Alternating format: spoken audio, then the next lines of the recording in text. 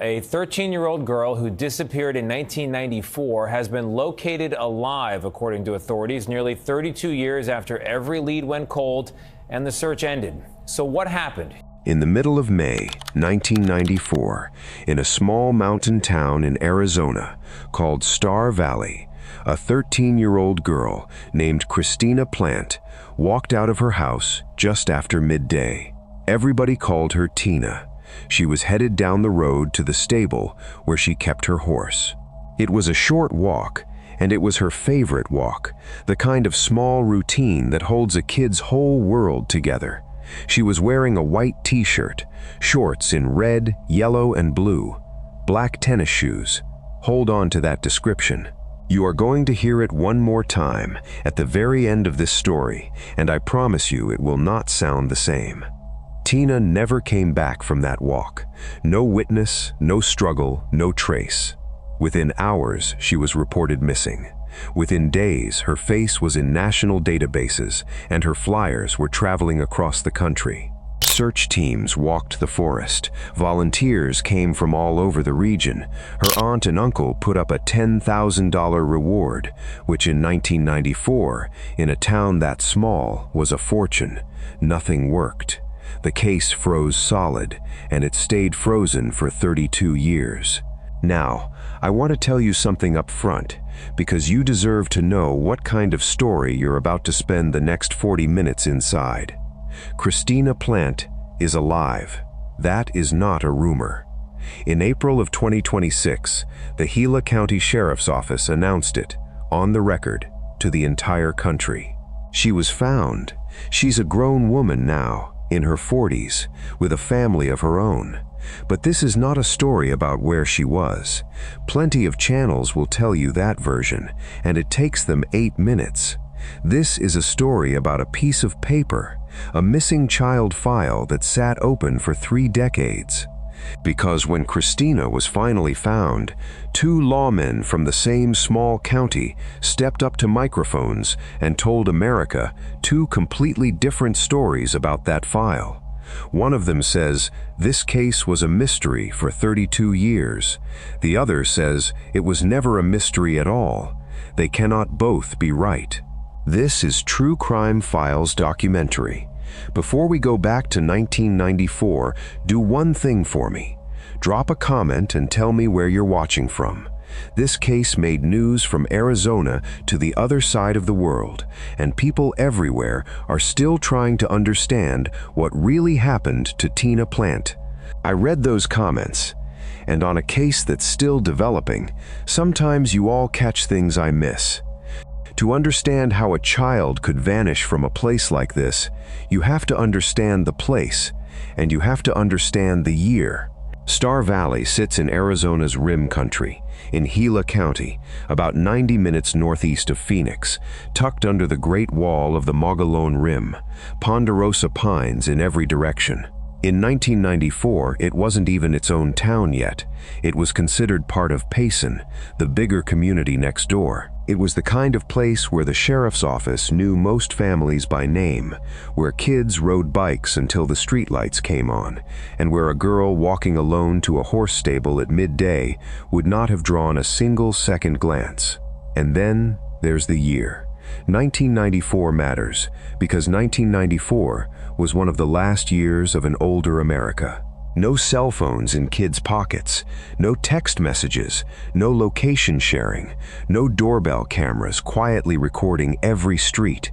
If a 13-year-old walked around a bend in the road in 1994, she walked out of the reach of every technology her family had. Here's a detail most people don't realize. The Amber Alert system, the emergency broadcast that lights up every phone in a state when a child is taken, did not exist yet. It was created in 1996, 2 years after Tina disappeared, following the murder of a little girl in Texas named Amber Hagerman. In May of 1994, if a child went missing in rural Arizona, there was no alarm bell for the public. There were officers, there were volunteers, and there was paper. You'll want that detail later, because this entire story, from its first day to its last, is a story about paper. So who was she? Christina Marie Plante was 13 years old in the spring of 1994. Blue eyes, dark blonde hair. Friends and family called her Tina. And by every account that survives from that time, the center of her world stood on 4 legs. Tina had a horse, kept at a stable near her home. Anyone who has raised a horse-crazy kid knows exactly what that means. The horse is not a hobby.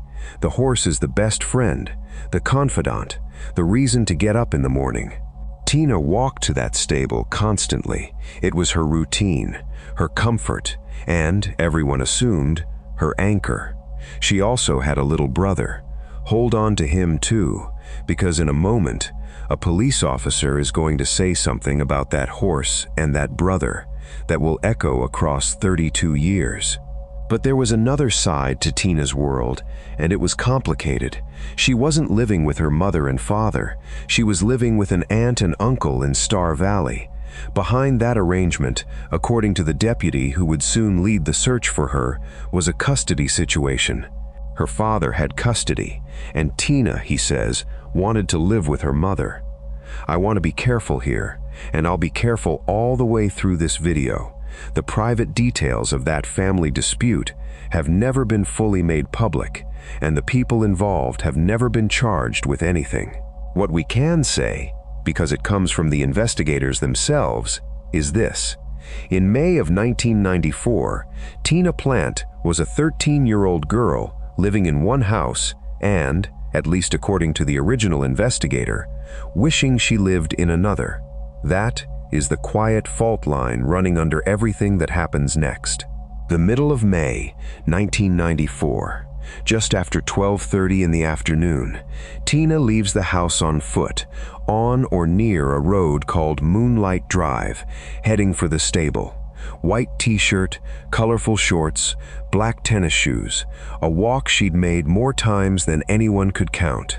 Somewhere on that walk, Christina Plante steps out of her own life. She doesn't arrive home that evening, and it's her uncle, according to the sheriff's office, who makes the call and reports her missing. From the very first hours, the case is treated seriously. The classification that goes on her file is the one that makes any parent's blood run cold: missing and endangered, under suspicious circumstances. Now, before we go into the search, I have to show you something strange, because it goes to the heart of what this video is really about. I can't tell you with certainty what day this happened. Official accounts and news reports of this case, including reports published side by side in 2026, list the date she was last seen as May 15th, May 16th, and May 19th. 3 different dates for the most important day in this file. Some of that is ordinary sloppiness, the kind that creeps in when a story gets retold for 3 decades. But sit with it for a second. This is a case where, 32 years later, the public record can't agree on which day the girl disappeared. It will not be the last time this file disagrees with itself. It won't even be close. What happened next is the part of this story that nobody disputes, so let's give it its full weight. Star Valley and Payson mobilized. The sheriff's office launched ground searches through the forests and washes of Rim Country. Volunteers turned out. Regional resources were pulled in. People walked the land looking for a girl in a white t-shirt, and they kept looking as days turned into weeks. 3 days after she vanished, the local paper, the Payson Roundup, ran an article about the missing girl. And in it, the deputy leading the investigation, a man named Terry Hudgens, said something that the town clung to like a life raft. He acknowledged that Tina had talked to friends about running away, but nobody around her treated that talk seriously, and the reason was simple. In his words, they don't think she'd ever leave without her horse and her brother. There it is, the horse and the brother. May of 1994, printed in the local paper. The 2 things Tina Plante would never, ever walk away from. File that sentence away, because this entire case eventually collapses onto it. And there was more happening behind the scenes than the public knew. According to a statement Sheriff Adam Shepard gave decades later, investigators back then actually traced a vehicle, one suspected of being involved in Tina's disappearance, to a nearby hotel. And based on what they found, they came to believe something specific. They believed Tina may have been taken by her non-custodial parent, her mother. Let me say that plainly, and let me say it fairly. In 1994, the working theory inside the investigation, per the sheriff's own later account, was a parental abduction, not a stranger in a car, a custody dispute that had crossed a legal line. And I'll say this now and repeat it later, because it matters. No one, not Tina's mother, not any relative, has ever been charged with any crime in this case. Not in 1994, and not today. That theory was never proven, never prosecuted, and the trail, officially at least, went nowhere. No viable leads developed. That's the phrase in the record. The searches wound down, the flyers stayed up, and the file went where files like this go, into the cabinet. I want to pause the story here and explain the machine Tina disappeared into, because if you understand the machine, you'll understand exactly how the next 32 years were possible. This is the part most channels skip, and it's the part that makes this case matter beyond one family. In 1994, America's system for missing children was barely 10 years old. Through most of the 20th century, if your child vanished, there was no national anything. Police in the next state over had no way of knowing your child existed. That began to change only after a string of infamous tragedies in the late 70s and early 80s, cases like Eton Patz and Adam Walsh, which horrified the country and forced Congress to act. The National Center for Missing and Exploited Children was created in 1984, just a decade before Tina's walk to the stable. So by 1994, here's what existed.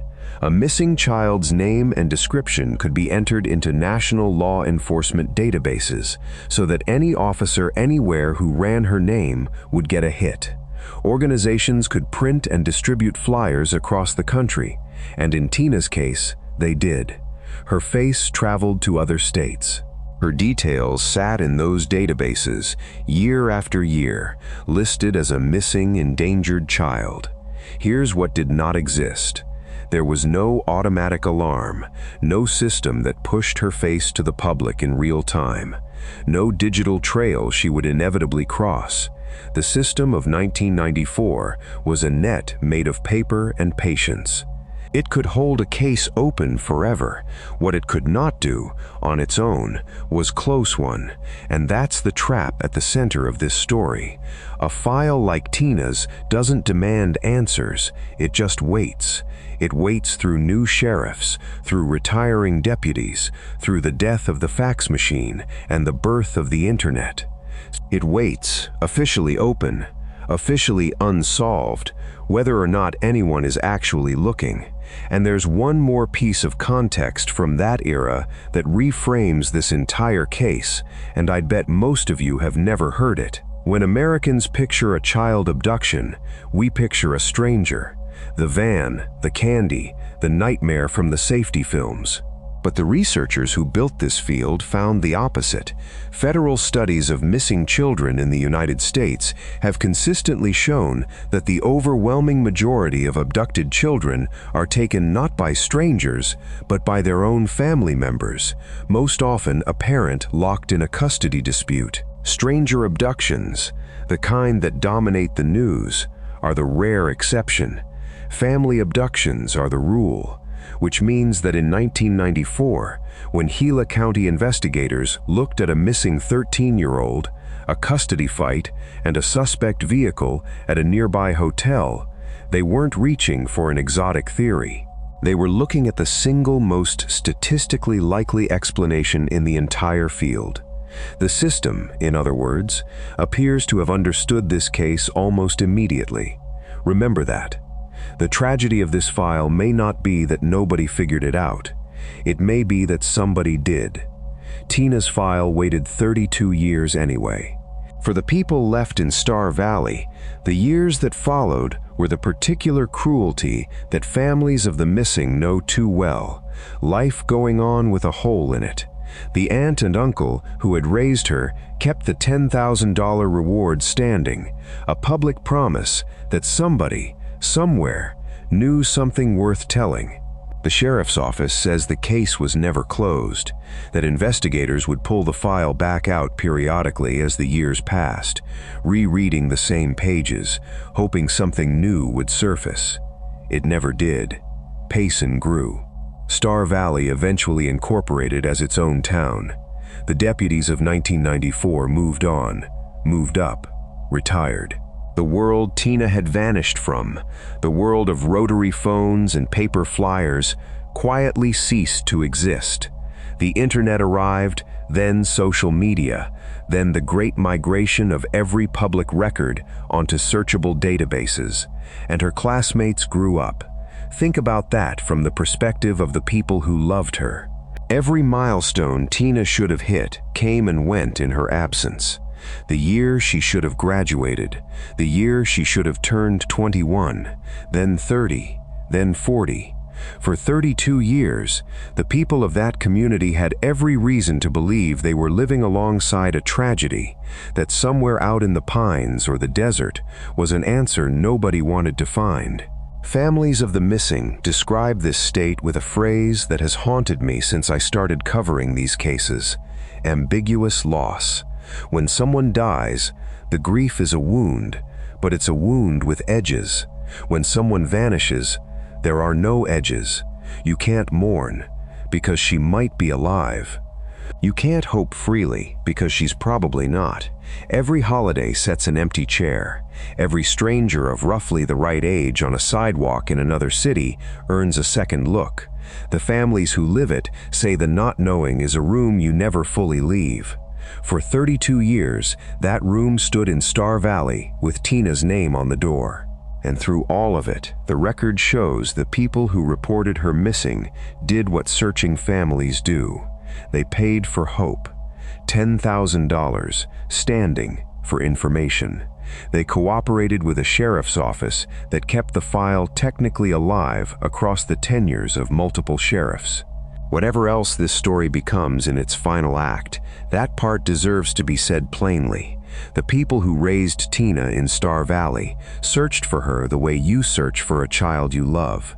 Because remember what everyone knew, what the paper had printed in that first week. She'd never leave without her horse and her brother, and the horse was still in Arizona, except the story had a heartbeat the whole time. And in the mid-2000s, if a single clerk had looked in exactly the right place, this 32-year mystery might have ended after 10. This next piece didn't come from the sheriff's office. It came from journalists after the case broke open in 2026, and it is one of the strangest details in the entire file. When NBC News dug into public records, they found something. A woman with Christina Plante's name and Christina Plante's exact date of birth shows up in records as living in Portland, Oregon from June of 2004 through May of 2006. Read that again. Her name, her date of birth, in ordinary public records in a major American city for 2 full years, roughly a decade after she vanished. Now, the honest caveats, because this channel deals in the verified record. NBC reported that both the Portland police and the local sheriff's office said they had no contact with this person. It has not been officially confirmed that this record is her. It could, in theory, be an extraordinary coincidence of name and birth date. But consider what it would mean if it is her. It would mean that for at least a stretch of the 2000s, a girl listed in national databases as a missing, endangered child may have been living under her own name, in plain sight, rentable, billable, findable, not hiding in a bunker, not erased, just unlooked for. A single records check, striking a match in the right database, one clerk noticing a flag, and the file in Gila County could have closed 20 years earlier than it did.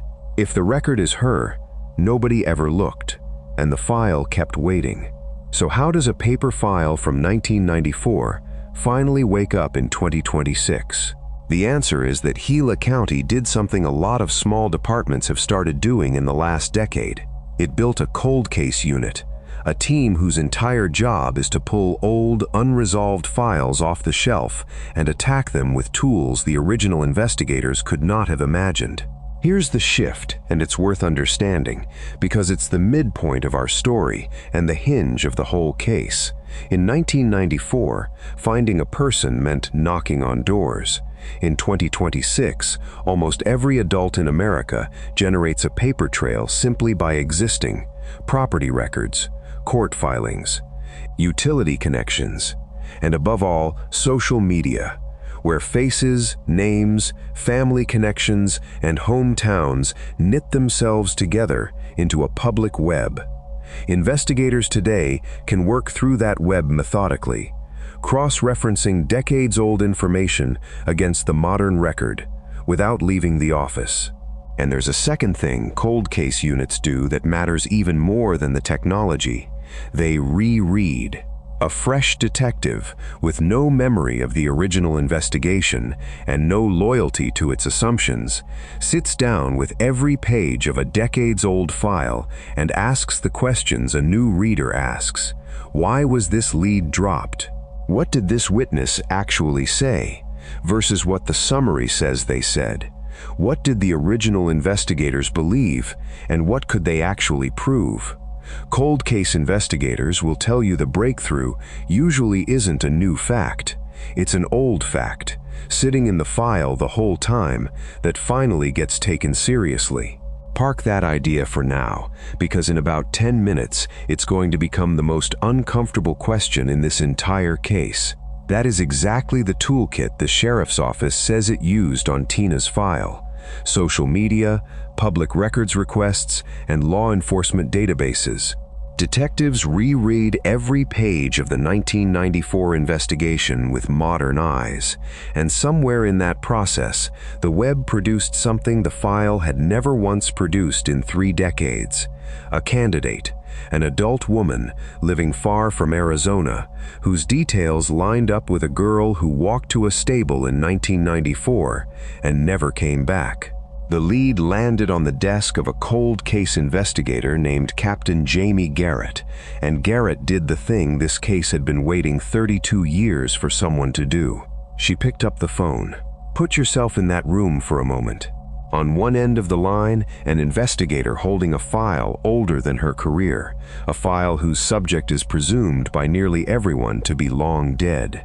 On the other end, a woman in her 40s, in another state, going about a completely ordinary day.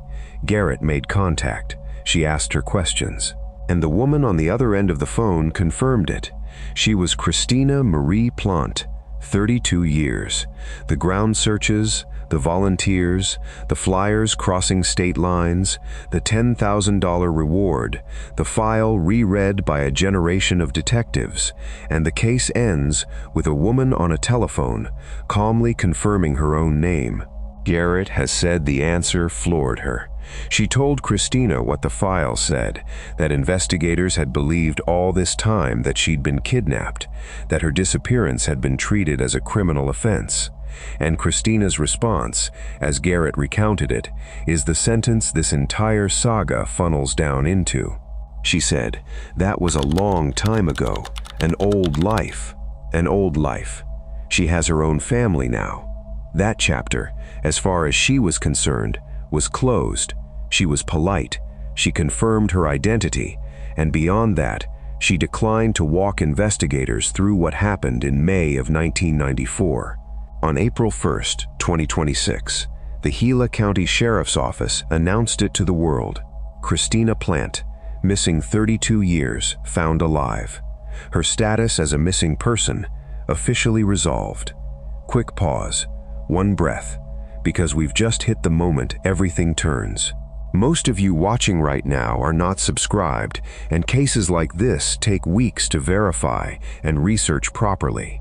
But here's the real reason to hit that button today. The sheriff's office has said publicly that this investigation into what happened is still open and that updates are coming. When this case moves again, and it will, you need to be here. Subscribe, and let's keep going, because what Christina revealed next is the part that split this entire country down the middle. Here is what Christina did tell them, and what reporters confirmed in the days that followed. She was not abducted by a stranger. She ran away, and she did not do it alone. She told investigators that family members helped her leave Star Valley that day, and that in all the years since, she had stayed in touch with family, which lands like a hammer when you hear it plainly. For 32 years, while databases listed her as an endangered missing child, there were people in her own family who knew. The sheriff's office has confirmed it learned this only after finding her. Who those family members were, how the departure actually worked, who drove, where they went first, she has declined to say, to this day. And the life she built? Reporters traced the outline. According to national coverage, she was found living in Missouri, married since 1998, a mother of 3. Her husband told reporters she'd shared her story with him before they married. He declined to give details. She had told the truth to exactly the people she chose, and no one else. And there's one more detail, the one I still can't quite get over. According to that same reporting, the woman who defeated a missing persons file for 32 years works today for a private investigations firm, a missing person working in the business of finding people. Now, here's where this channel draws a line, and I want to draw it out loud. Christina Plante has asked for privacy. She was 13 years old when this began. Whatever was happening inside that custody situation, she was a child inside of it. We are not going to speculate about her current name, her town, or her family, and I'd ask you to keep the comments the same way. Everything you've just heard is from official statements and national news reporting, and that is where this video's digging stops. But I am going to hand you the question that has split every room I've discussed this case in. She was a child when she left, and children in ugly custody fights don't owe the world their reasons. She's also a grown woman who led a community search, grieve, and wonder for 3 decades, and who could end the remaining mystery with one conversation. So, honestly, I want to know where you land. After 32 years, does Christina owe the people who searched for her an explanation? Or does she owe them nothing at all? Put your answer in the comments. I'll come back to this at the end, and I genuinely don't think there's an easy answer. Because here's the thing. Everything so far, the runaway, the helpers, the quiet new life, that's only half the earthquake. The other half came from the man who ran the original search. Before we get to him, one short detour, because Christina's story sits inside a category of cases that almost never makes television, and understanding the category changes how you'll hear the ending. Here is a truth of missing persons work that investigators know and the public mostly doesn't. A meaningful share of the missing are missing on purpose. Adults in this country have a legal right to disappear. If a grown woman walks away from her life tomorrow and starts over 3 states away, she has committed no crime, and if police find her, all they can legally do is confirm she's safe. Officers even have a phrase for the outcome: located, safe, doesn't want contact. Case closed, family left with a confirmation and a locked door. The most famous case in this category might be a German woman named Petra Pasitka. She vanished in 1984, at 24. Investigators became convinced she'd been murdered. A man even confessed to killing her, a confession he later took back. Then, in 2015, 31 years later, police investigating a burglary found the occupant of an apartment had no identification. The woman finally admitted who she was. Petra Pasitka, alive the entire time, living under a false name a few hours from home. Her reasons remain her own. She asked for no contact with her family, and under the law, that was that. Christina's case rhymes with these stories, but listen for the note that doesn't rhyme. Petra Pasitka was 24 when she chose to vanish, an adult exercising an adult's rights. Christina Plante was 13. A 13-year-old cannot legally choose to disappear, which is exactly why her file was stamped as a criminal matter, and exactly why adults had to help her do it. The law's entire view of this case hinges on a birthday. Had she been 18 that day on Moonlight Drive, there would be no story tonight. She was 13, and so, somewhere, there should have been answers. Which brings us, finally, to the man who says there were. When the news broke in April 2026, reporters did what reporters do. They tracked down the original investigator, the deputy quoted in the Payson Roundup in that first week of the search. Terry Hudgens, long retired. And Hudgens, according to NBC News, was not moved by the announcement. He was mystified by it. Mystified that anyone considered this a mystery at all. Because according to Hudgens, this case was resolved shortly after Tina was reported missing. In 1994, let his account sink in, piece by piece. Hudgens says this was a custody battle. Father had legal custody. Tina wanted her mother. He says the meeting was arranged in advance. Tina set off on her usual walk to the stable, and her mother met her along the way. He says the two of them then flew out of Arizona, possibly out of the country entirely. And, most explosively, he has said that law enforcement actually found Tina safe back in 1994. Now hold that up against the official record we walked through tonight. The sheriff's office says the case was never resolved until 2026. The current chief deputy, James Lottie, told NBC that investigators believed, right up until Garrett's phone call, that Christina had been kidnapped and that her whereabouts were unknown.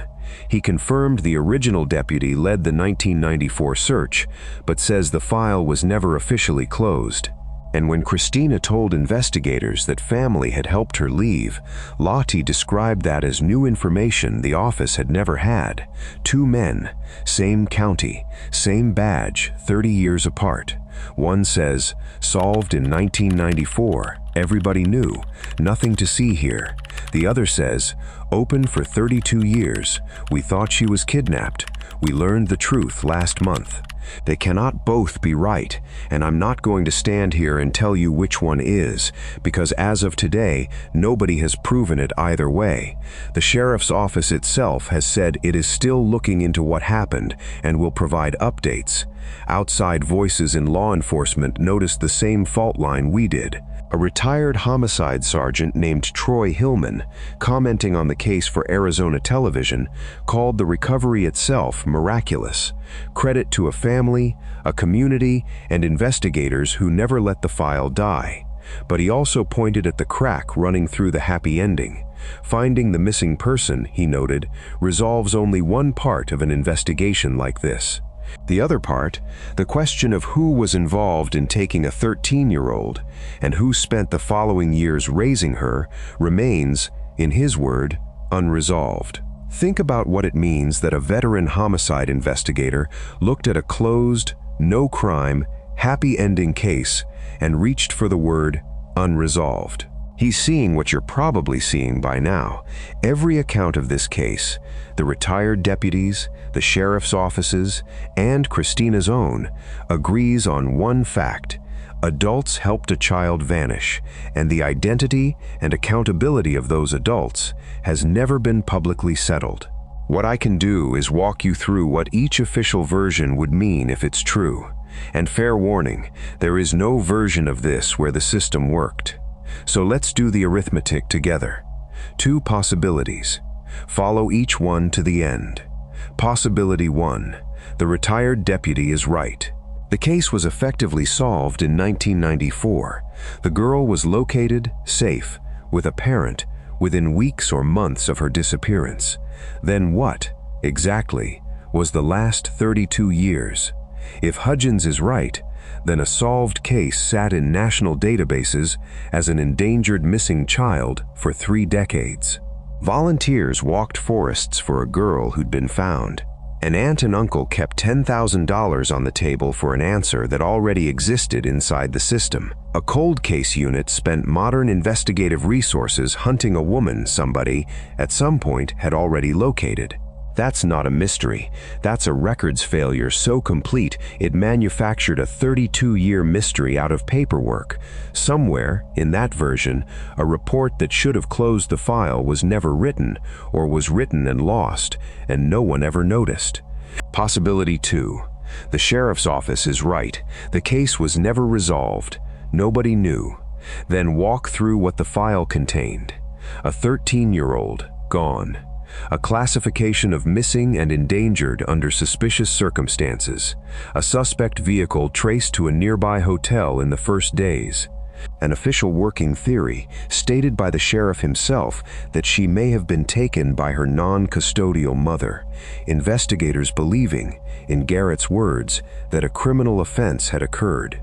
And from all of that, no charges, ever. No recovery for 32 years of a child who, if the Portland records are hers, may have spent part of that time living under her own name. In that version, a suspected parental abduction of a minor was simply never run to ground, and the net made of paper held her name for 3 decades without ever pulling her in. Records failure, or investigative failure, pick either one. A child left a small town in broad daylight. Adults helped. Officials suspected exactly what had happened within days, and the file stayed open until she was a 44-year-old mother of 3. And the accountability ledger, as it stands today, reads like this. No one has been charged with anything, and the sheriff's office has stated that no crimes have been reported, and there is no active criminal investigation into her disappearance itself. The office says it is still examining what happened and has promised updates. The original deputy stands by his account. Christina stands by her silence. The file is closed. The questions it should have answered are all still open. Let me leave you back where we started. On a dirt road in Star Valley, in the middle of May 1994. A 13-year-old girl in a white t-shirt, colorful shorts, and black tennis shoes is walking to see her horse. Everyone who loves her is certain of one thing. So certain the deputy said it to the newspaper. She would never leave without her horse and her brother. She left without both. And that sentence, the one the whole town believed, turns out to be the saddest artifact in this file, because it means the people around Tina were reading her wrong, or reading her right and missing how much weight that 13-year-old was carrying. A child doesn't walk away from her horse, her brother, and her whole world on a whim. Whatever was true inside that custody fight, it was heavy enough that a little girl chose a door marked, "Never come back," and adults held it open for her. Christina Plante is alive. She's a wife, a mother, a woman with an old life she has chosen to leave sealed. The community that searched for her got its answer, 32 years late, and the answer came with no explanation attached. Maybe that's the ending. The sheriff's office says updates are coming, so maybe it isn't. When this case moves, this channel will cover it, verified, like tonight. So I'll ask you one last time, because I promised I would. Does Christina owe the people who searched for her an explanation, or does she owe them nothing at all? The comments are open, and I already know you're going to split right down the middle. If this story stayed with you, the like button costs you nothing, and it helps Tina's story, and the questions this case raises about every missing child file still sitting in a cabinet somewhere, reach people who have never heard her name.